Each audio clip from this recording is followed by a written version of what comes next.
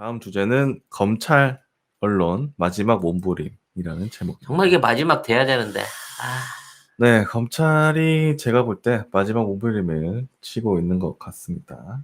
검찰 기자단을 이제 앞세운 언론들은 보니까 그 검찰의 몸부림을 만천하에 또 알리고 있고, 저는 사실 언론에 나오는 추 장관과 윤 총장 얘기를 하고는 있지만 당최 이게 뭐가 본질인가 생각을 해보면, 시작은 검찰개혁 반대하는 검찰 때문에 조국 전 장관 수사했죠. 추미애 장관 뭐 가족까지 다 수사했죠.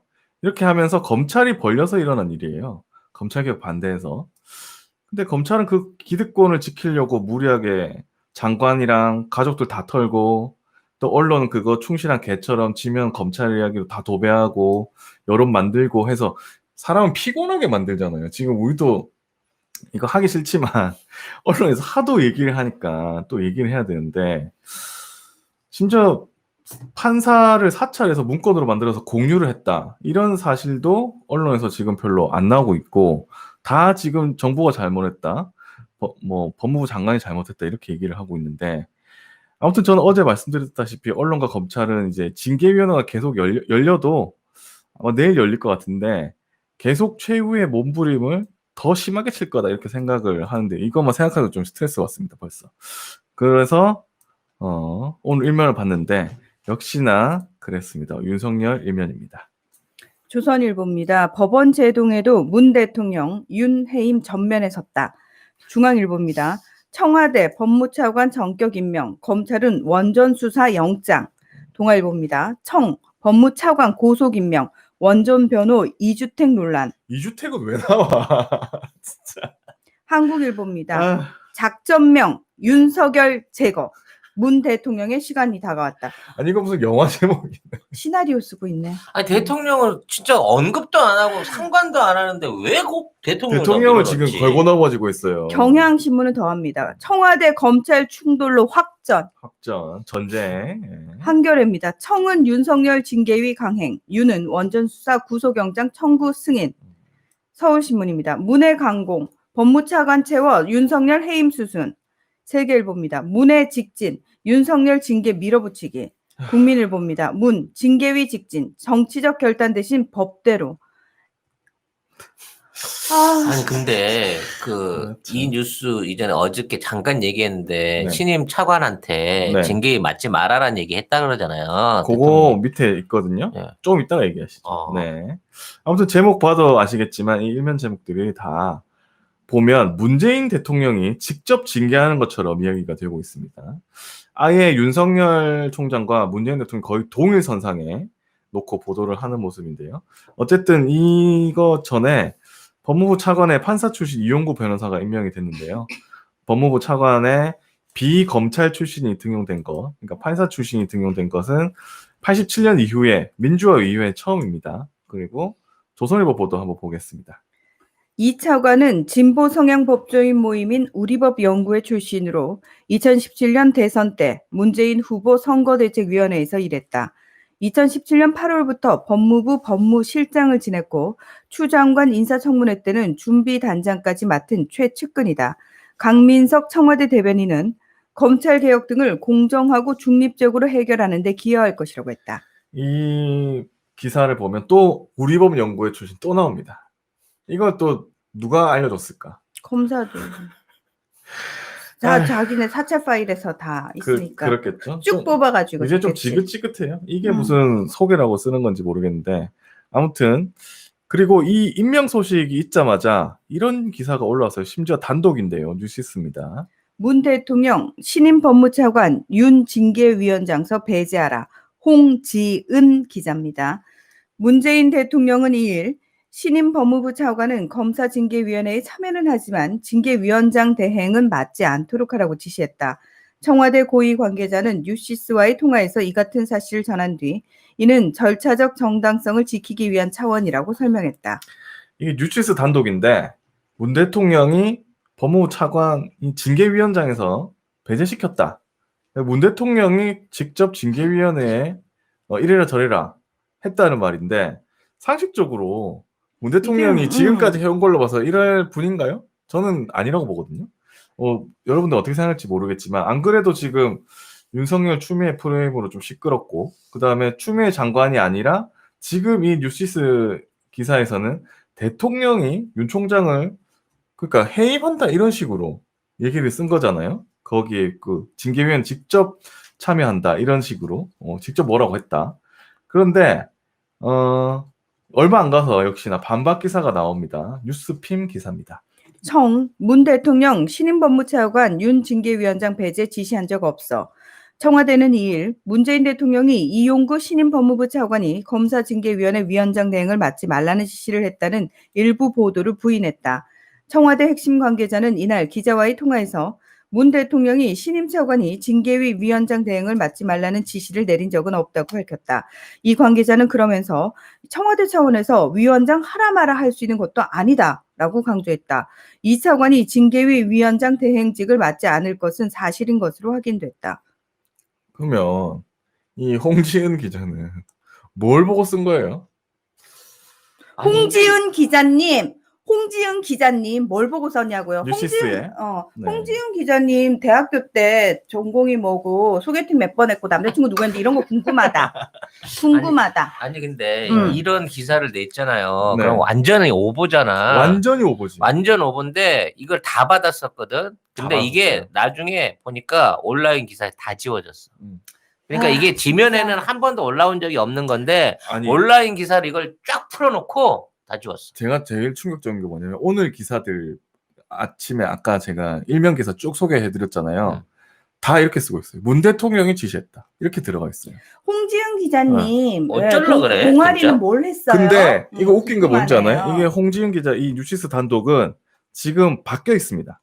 뭐라고 바뀌어 있냐면 신임 법무부 차관 윤 징계위원장서 배제 청 절차적 정당성 차원 그냥 싹 바뀌어 아예 다른 기사로 바뀌어 있어요. 그러니까 처음에 기사는 문 대통령 해놓고 따옴표 신임 법무부 차관 윤 징계위원장서 배제하라 이렇게 썼거든요. 근데 쏙 이거 제목을 싹 고쳐가지고 그리고 리듬은 좀 바꿔가지고 이걸 고쳐놨어. 그래서 지금 법무차관 관련해가지고 진짜. 저쪽 애들이 겁나게 악플들을 써내고 있어요. 마치 그 대통령 특명을 받고 와갖고 윤석열을 어떻게 하기 위해 보는 자객처럼 온갖 얘기들을 다 써내고 있거든요. 네. 근데 전혀 이 검찰 인사하고 관련이 있을 수가 없는 검찰 외부 사람이에요. 그쵸. 검사 출신이 아니라고. 근데 지들이 사찰도 안 해봤는데 어떻게 알고 그 성향에서부터 뭐를 할 거다까지 지들 멋대로 상상력을 봐서 그러실 수가 있냐고. 이분이 판사 출신 아닙니까? 우리법 연구에 이런 얘기가 나온 거 보면 이미 옛날에 사찰 다 끝냈다. 다 알고 있는 거다. 네. 아유, 파일이 다 있다. 다 있다. 이용구만 치면 그 파일이 떠. 딱 나오는 거죠. 홍지은을 치면은 다 뜨는 것처럼 떴으면 좋겠다. 우리 기자들 이름 치면은 그런 검찰이 가지고 있는 사찰 아닌 그 파일들 있잖아요. 우리도 그런 거 보고 싶다. 근데 이게 제가 처음에 이 기사를 알게 된 게 친구가 이 링크를 보내줬거든요. 링크는 아직도 제 채팅창에 보면 대통령이 뭐 이렇게 하라고 했다. 이렇게 한 제목인데 그거 타고 들어가면 지금 바뀐 기사예요. 네? 근데 이거 명백한 오보잖아요. 오보를 인정하고 사과를 해야 됩니다. 당연하죠. 정정 보도해야 됩니다. 근데 제목 싹 고치고 내용 그냥 싹 그 리듬하고 요거만 싹 고쳐가지고 그게 있던 기사로 그냥 남아 있는 거예요. 이게 뭡니까 도대체? 아니 이제 이게 말이나 되는가 모르겠는데 이전에 기사를 봤던 사람들은 그러면 뭐가 되며 이런 기사를 보고 오보를 보고 댓글 썼던 사람은 뭐가 되며 그리고 다시 안 보잖아요. 그리고 제목도 너무 많이 바뀌어가지고 이게 그 기사인지도 몰라. 그래서 이제 이용구 관련해서는 지금 이제 업무 복귀하자마자 윤석열이 뭐 했냐면 원전 관리 해갖고 거기에 대해서 사람들 공무원들 구속영장 내라고 때렸잖아요. 근데 정말 이게 우연의 일치인지 알고 그런지 모르겠는데 지금 이용구 변호사가 백운규라고 그 원전 그 전 산업통상부 장관에 관련된 변호를 맡고 있다는 거예요. 이게 실질적으로 이게 쥐고 있던 사건이었던 거야. 네. 근데 그 사건에 관련된 주요 증인이 될 수 있는 사람을 구속했다는 얘기는 결국은 이 사건을 가지고 이용규 차관을 한번 또 한번 그렇지. 걸어보겠다는 네. 의혹이 드러난 거예요. 이게 얼마나 꼼꼼하게 뒷조사가 되면 뒷조사가 다 돼 있어서 오자마자 이게 가능하냐고. 진짜 참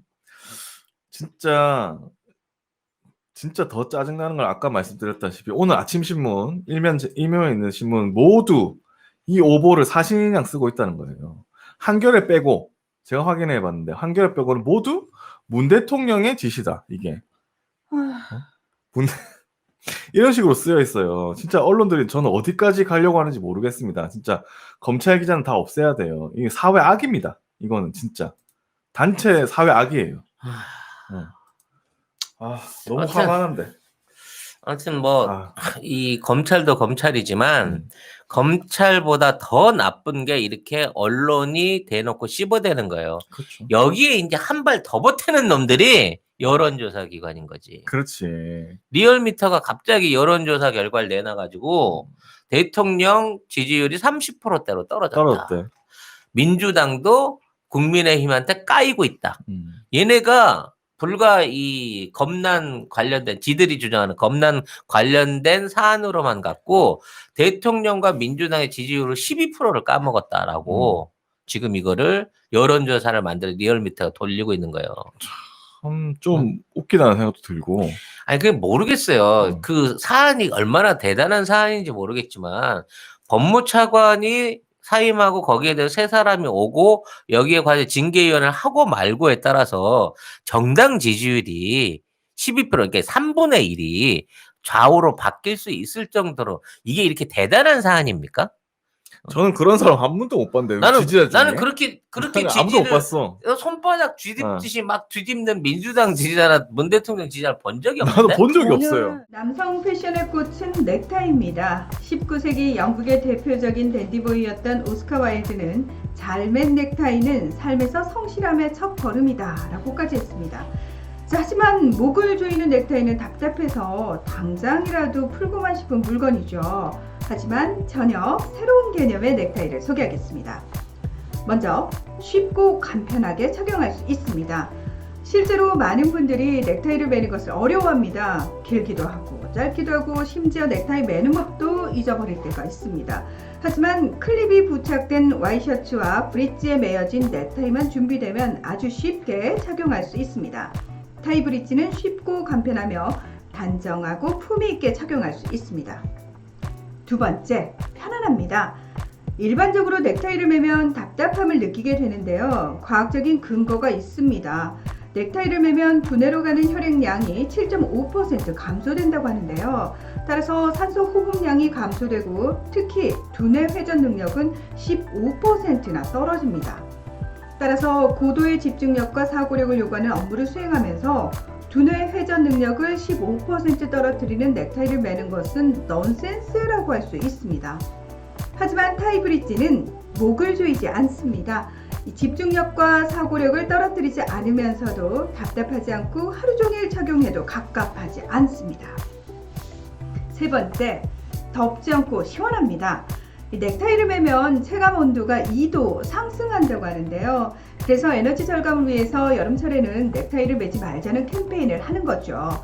환경부는 만일 모든 사무실에서 실내 냉방 온도를 2도 올리면 전력 사용량을 17% 줄일 수 있고 약 3천억 원의 비용을 절감할 수 있다고 설명하고 있습니다. 타이 브릿지는 시원합니다. 타이 브릿지는 쾌적합니다. 건강도 지키고 에너지도 절감하는 넥타이, 목을 조이는 넥타이에서 목을 자유롭게 하는 넥타이, 타이 브릿지입니다.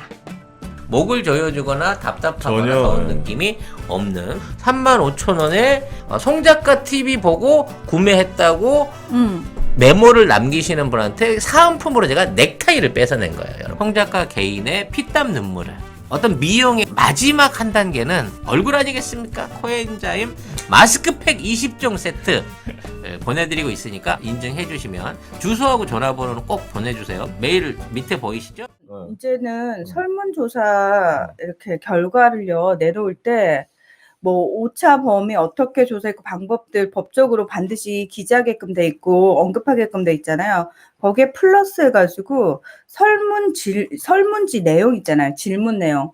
그 질문 내용도 사실 같이 공개가 돼야 된다고 생각합니다. 왜냐하면 이게 정말 질문을 어떻게 쓰느냐에 따라서 미세하게 결과가 얼마든지 달라질 수 있거든요. 그래서 저는 질문지도 반드시 다 같이 까야 된다. 예. 그래서 지금 그 설문조사가 나오고 난 다음에 이제 후속 설문조사를 또 했어요. 그러니까 대통령이랑 민주당이 12% 까먹었다라고 네. 얘기를 하면서 후속 조사를 했는데 대통령 지지율은 슬그머니 제자리로 갖다 올려놨습니다. 그래요? 2시간 전에 나온 거야. 어이? 그러면서 민주당 지지율은 더 떨어뜨리고 있어요. 이게 무슨 의미겠습니까? 대통령 지지율은 거짓말 친 게 너무 뽀록이 난 거지. 아니 지난 홍지은 기자 사진 떠요?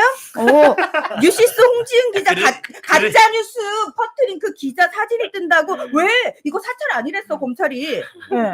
우리 볼 수 있는 거 아니야? 이 언니 무서운 언니네. 왜 나 홍지은 기자 얼굴 됐다 궁금해. 아무튼 이와 같은 여론조사를 하면서 대통령이 지난 5년 동안을 코로나 위기에서도 40% 밑으로 떨어져 본 적이 없는데 30%대로 떨어졌다고 해놓고 보니까 너무 신빙성이 없는 거야. 네. 그러니까 이건 복원을 시켜놓고 민주당은 더 떨어뜨렸다고 만들어요.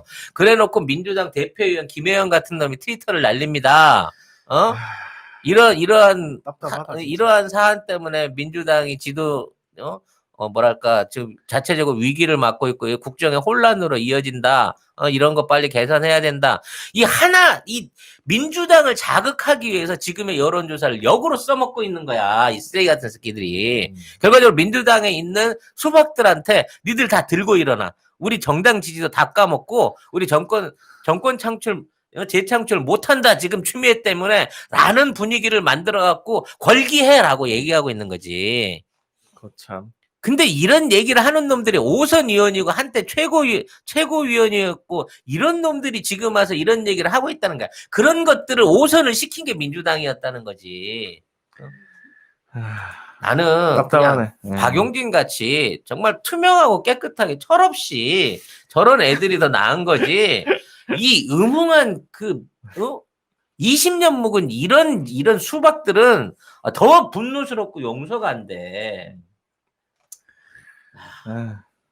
화가 나네요, 진짜. 아무튼 여론조사를 여러분들 믿는 일은 없으시겠지만. 근데 중요한 건 그런 결과가 나오잖아요. 그것도 기레기들이 그러니까 퍼날라. 이걸 갖고 엄청나게 퍼날려면서 지금 민주당 다 쓰레기 됐고 또 여기에 또 국민의 짐은 가만히 있으면 좋은데 봤지? 우리가 이런 정당이야? 또 이러고 하면서 생생내다가 또 까먹어 지들도. 근데 웃긴 거 뭔지 알아요? 리얼미터 옛날에 무슨 엄청 욕한 게 국민의힘이에요. 뭐 할 때마다 안 맞다 이러면서 무지하게 욕해서 그거는 어차피 바닥이 지금 10%도 안 돼 사실. 그거는 조선일보도 그랬어. 같이 그랬어. 리얼미터 이상하다고 한 거는. 그래가지고 리얼미터가 그때 뭐 소송한다고 그랬었는데 어떻게 된지 모르겠네. 그러니까 리얼미터도 그렇고 이게 투표가 아니라 여론조사 돈 낸 사람들 원하는 대로 이따위로 이거를 만들어주면 지들은 책임 없어? 기본적으로 그냥 발표만 하고 하면 끝이야? 지금까지 뭐 총선을 비롯해서 대선을 비롯해서 뭐 하나 니들이 여론조사했고 결과적으로 하나 맞힌 게 있니?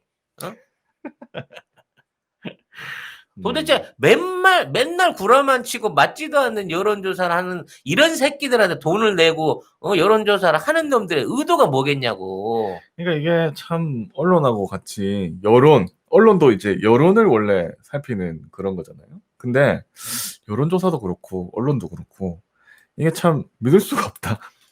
도대체 못 믿겠다 진짜. 그 생각밖에 안 드네요. 그래서 제가 늘 방송에서 말씀드리는 게 이 180석의 권력을 물리적으로 어떻게 할 수 없으니 이제 이중대들을 끌어내가지고 이거 균형을 맞추려고 한다 그러는데 벌써 그 작업들이 시작되고 있는 거예요. 진짜 우리가 예상했던 프레임대로 흘러가고 있는 거야. 이 내부에 있는 것들이 지금 민주당을 곪게 만들고 가장 급하게 당면에 와 있는 공수처 같은 법안들을 해결을 할 수 없게끔 다리를 붙들고 있는 거잖아 지금. 이게 예전에 이런 일 있었지 않습니까? 우리도 한번 겪었잖아요. 예. 언론들이 모두 다 이렇게 일어나고 그다음에 검찰하고 언론하고 같이 해가지고 온갖 뉴스를 다 만들어내고 그 뉴스도 조작된 거였고 지금 보면 그때랑 비슷한 것 같아요. 저는 진짜 아휴, 정말. 그때는 뭐 저기 노무현 전 대통령 때는 국정원까지 나서가지고 난리를 쳤으니까 아, 그때는 그때는 진짜 그때 생각하면은 끔찍하잖아요. 보세요. 지금은 촛불 시민들이 다 이렇게 똘똘 뭉쳐가지고 언론 개혁을 외치는데 그때는 우리 대통령 혼자 싸웠거든요. 그렇죠. 그때는 모두 다 등 돌렸습니다. 우리도 어떻게 할 수가 없었습니다. 진짠가? 이러면서 다 진짜 다 우리 그랬잖아요. 너무 순진했지 그때는. 언론에서 진짜 이 정도로 하면은 진짠가? 이 생각했었잖아요. 세상에. 에이. 아무튼. 그래서 결과적으로 언론하고 분리를 시켜야 돼요.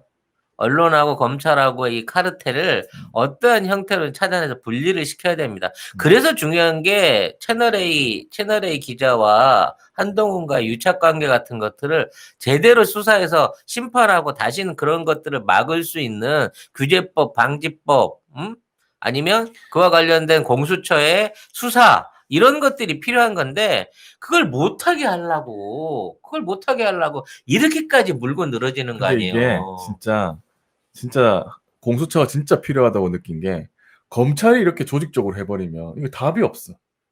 판사까지 이렇게 되면 답이 없어. 블랙리스트까지 쥐고 있는데 검찰이 이렇게 해버리면 진짜 답이 없거든요. 지금 한동훈 검사 그거 안 되는 거 보세요.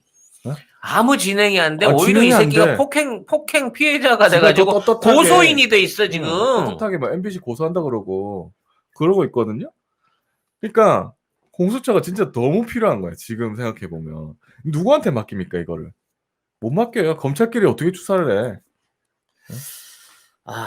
결과적으로 못해요. 예산안도 쉽사리 통과되는 걸 보면 이제 저쪽 야를 비롯한 저쪽 세력들은 어떻게든 공수처 설치 반대 쪽에다 올인을 때리면서 그 어떤 그 핵심적인 무기 전면에 윤석열을 내세우고 있는 거고요. 지금 지나칠 정도로 윤석열이 부풀어지는 경향이 있어요. 근데 이것 때문에 니들은 나중에 역풍을 맞아요, 결과적으로. 결국 그렇게 됩니다. 나중에 윤석열이 어떤 형태로든지 전개에 나간다고 했을 때 니들은 스스로 자신해서 윤석열한테 목을 내놓고 무릎을 꿇고 그 밑에 하위 조직으로 들어가야 되는 상황이 된 거야. 그렇죠. 똑바로 생각하라고. 왜 지금 야당에 있는 똘똘한 그나마 중견들은 윤석열을 더 두려워하고 아무 생각 없는 똘마니들만 윤석열을 들어와야 된다고 생각하는지를 생각해 보라고. 홍준표가 윤석열을 받으래잖아. 그러면 이미 국민의 짐의 운명은 니들은 이미 윤석열의 손아귀 밑에 있다고 봐야 되는 거야. 니들이 그러고서도 무슨 백석을 가진 제대로 된 야당이냐고. 그러니까 후보 하나 없는 데가 무슨 5%짜리 하나가 없는 것들이 말이야. 아무튼